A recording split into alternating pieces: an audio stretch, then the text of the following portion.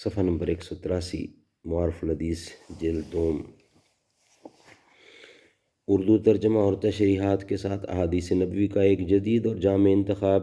معارف الحدیث، تالیف مولانا محمد منظور نعمانی رحمۃ اللہ۔ نحمدہ ونصلی علی رسولہ الکریم، بسم اللہ الرحمن الرحیم۔ انتقام نہ لینا اور معاف کر دینا، رحم دلی کی جڑ سے جو شاخیں پھوٹتی ہیں ان میں سے ایک یہ بھی ہے کہ اپنے مجرم اور قصوروار کو معاف کر دیا جائے اور اس سے انتقام نہ لیا جائے۔ رسول اللہ صلی اللہ علیہ وسلم اپنی امت کو بھی اس کی خاص طور سے ترغیب دیتے تھے۔ چند ہی ورق پہلے کتاب الرقاق کے آخر میں حضرت ابو ہریرہ رضی اللہ تعالیٰ سے روایت ہے، حضرت ابو ہریرہ کی روایت سے یہ حدیث درج ہو چکی ہے کہ رسول اللہ صلی اللہ علیہ وسلم نے فرمایا کہ مجھے میرے رب نے 9 باتوں کا خاص طور سے حکم فرمایا ہے، اور ان میں سے ایک بات آپ نے یہ ذکر فرمائی کہ مجھے حکم ہے کہ جو کوئی مجھ پر ظلم و زیادتی کرے میں اس کو معاف کر دیا کروں۔ اس سلسلہ کی 1-2 حدیثیں یہاں اور بھی آتی ہیں۔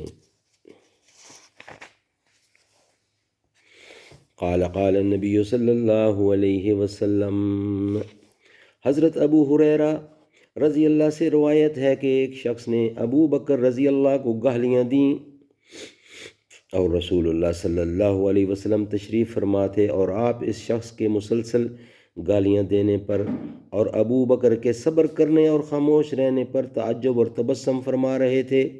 پھر جب اس آدمی نے بہت ہی زیادہ گالیاں دیں اور زبان کو روکا ہی نہیں تو ابو بکر نے بھی اس کی بعض باتوں کو اس پر الٹ دیا اور کچھ جواب دیا۔ پس رسول اللہ صلی اللہ علیہ وسلم کچھ ناراضی کے ساتھ وہاں سے اٹھ کر چل دیے۔ حضرت ابو بکر کو اس سے بہت فکر لاحق ہوئی اور وہ بھی معذرت کے لیے اور حضور کی ناراضی کا سبب معلوم کرنے کے لیے آپ کے پیچھے چلے۔ بس ابو بکر آپ کے پاس پہنچے اور عرض کیا، یا رسول اللہ، یہ کیا بات ہوئی کہ وہ شخص مجھے گالیاں دیتا رہا اور آپ وہاں تشریف فرما رہے؟ پھر جب میں نے کچھ جواب دیا تو حضور ناراض ہو کر اٹھ آئے۔ آپ نے ارشاد فرمایا، جب تک تم خاموش تھے اور صبر کر رہے تھے تمہارے ساتھ اللہ کا ایک فرشتہ تھا جو تمہاری طرف سے جواب دہی کر رہا تھا۔ پھر جب تم نے خود جواب دیا تو وہ فرشتہ تو چلا گیا اور شیطان بیچ میں آ گیا، کیونکہ اسے امید ہو گئی کہ وہ لڑائی کو اور آگے بڑھا سکے۔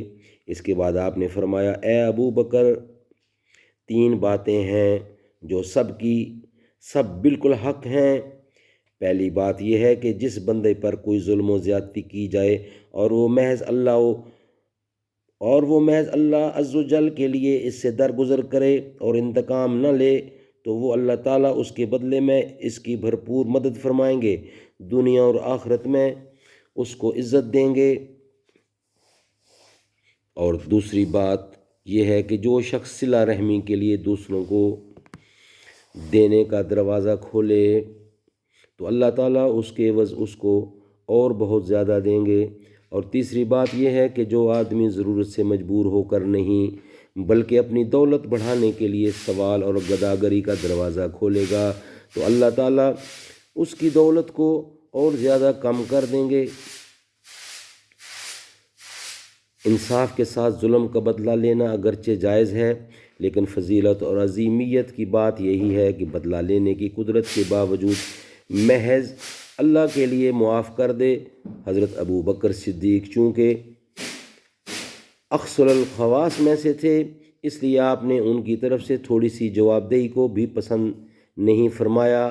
قرآن مجید میں ہے، وَجَزَاءُ سَيِّئَةٍ سَيِّئَةٌ مِثْلُهَا فَمَنْ عَفَا وَأَصْلَحَ فَأَجْرُهُ عَلَى اللَّهِ۔ اور برائی کا قانونی بدلہ اس کی مثل برائی ہے، یعنی جس درجہ کی زیادتی کسی نے اس کے بدلے میں اس کے ساتھ اسی درجہ کی زیادتی کی تو قانوناً اجازت ہے، لیکن اللہ کا جو بندہ انتقام نہ لے اور معاف کر دے اور صلح و اصلاح کی کوشش کرے تو اس کا خاص اجر و ثواب اللہ کے ذمے ہے۔